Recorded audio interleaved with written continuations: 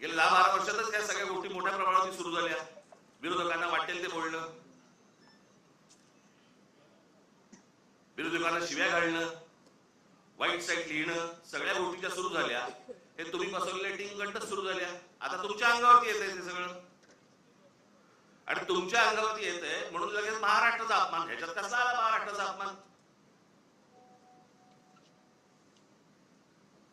राम मंदिराच्या चोरीबद्दल बोललो की म्हणजे धर्माचा अपमान. अरे चोरी आहे ना ती, ह्याच्यात धर्म कुठे आला?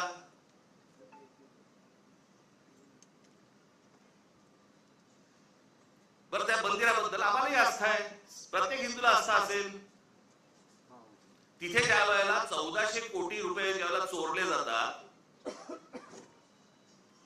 काहीही म्हणजे किती पडदा किती असावा यांच्या समोर. म्हणे वक्फ बोर्डामध्ये ज्या वेळेला म्हणे तिकडे चोऱ्या झाल्या त्याच्याबद्दल तुम्ही नाही बोलणार. आम्हाला काय घेणं?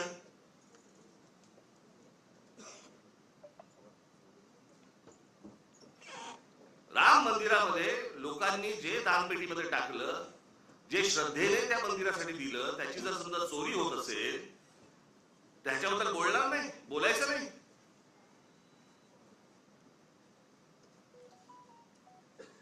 काल ते कोणतरी भोसबळे का कोणतरी आहेत ते म्हणाले, म्हणे धर्मविरोधी जे लोक आहेत ते म्हणे पसरवतात. आम्ही धर्मविरोधी?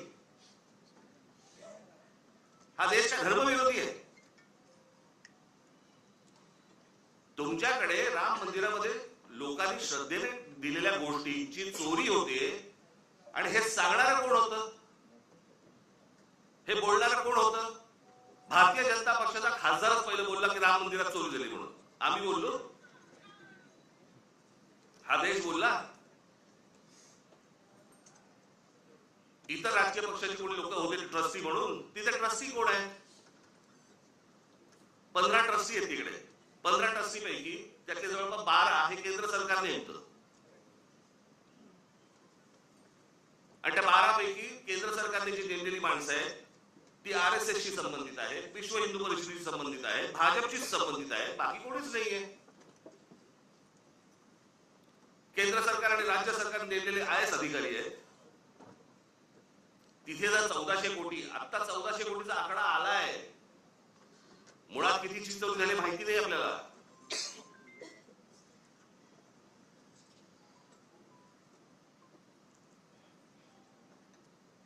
चोरी झाल्यावरती समजा असं पकडा, आता दुसऱ्यांचं कोणातरी सरकार असतं आणि राम मंदिरामध्ये चोरी झाली असती, भारतीय जनता पक्षाने काय केलं असतं? RSS ने काय केलं असतं? विश्व हिंदू परिषदेने काय केलं असतं? मोर्चे काढले असते, सगळ्या गोष्टी केल्या असत्या. त्याच्यात हे राजकारण. आता तुमची सत्ता